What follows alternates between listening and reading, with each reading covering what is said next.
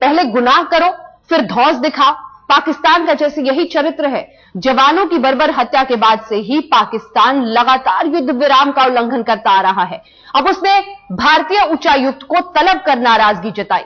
ट्रकों की आवाजाही बंद, पुंछ से रावलकोट जाने वाली साप्ताहिक बस सेवा रोकी। आखिर चाहता क्या है पाकिस्तान? बामुश्किल से 20 दिन बीते हैं। भारत के न्योते पर पाकिस्तान के गृह मंत्री यहां आए। उम्मीद ये कि निराशाओं के पिछले लंबे वर्ष आशाओं के वर्तमान में बदलेंगे। लेकिन वर्तमान देखिए कैसा है। सीमा पर लगातार बंदूकें गरज रही हैं। पहले उन्होंने हमारी सेना के 2 जवानों को धोखे से मारा, दरिंदगी की हदें पार कर उनके सिर कलम किए और लगातार युद्ध विराम का उल्लंघन किया।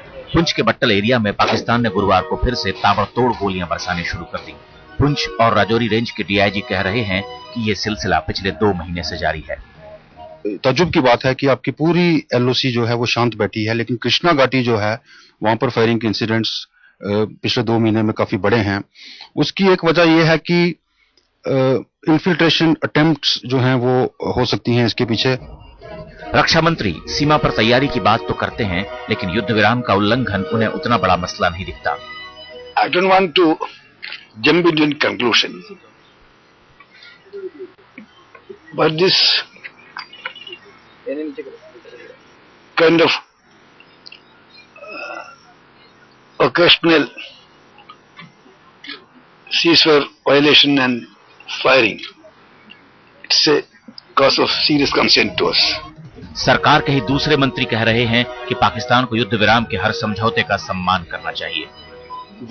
Whatever the agreement we have signed or understanding that were there on the ceasefire between India and Pakistan, it has to be honored. If Pakistan violates, yes, we will take it up with them. We will ensure that they should follow. हम ये भी नहीं कर रहे हैं कि diplomatic relations तोड़ लो, लेकिन हम बातचीत नहीं करेंगे जब तक तुम अमल नहीं करोगे। और अमल 10 दिन के भीतर नहीं, 20 दिन के भीतर नहीं, सालों साल अमल करोगे, तब हम बातचीत का सिलसिला शुरू करेंगे।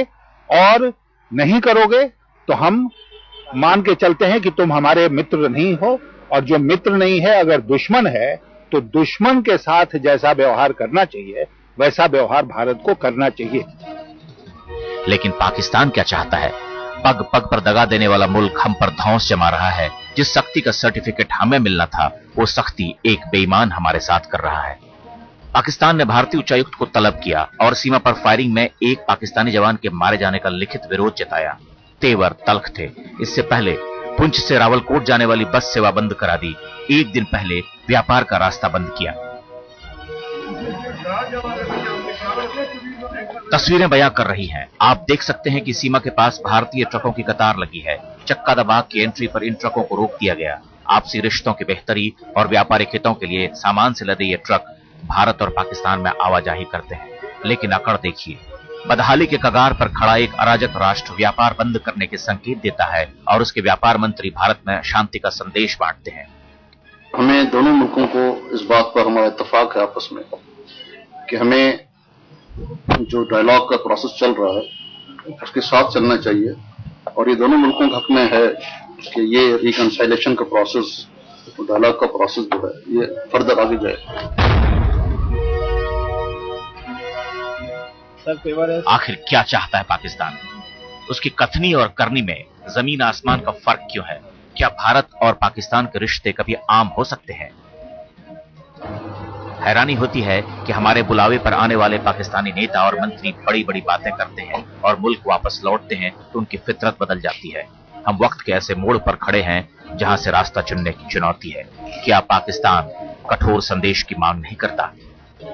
पुंछ से अशरफ वाणी और जम्मू से अश्विनी कुमार के साथ अमिताभ सिन्हा, दिल्ली आज तक।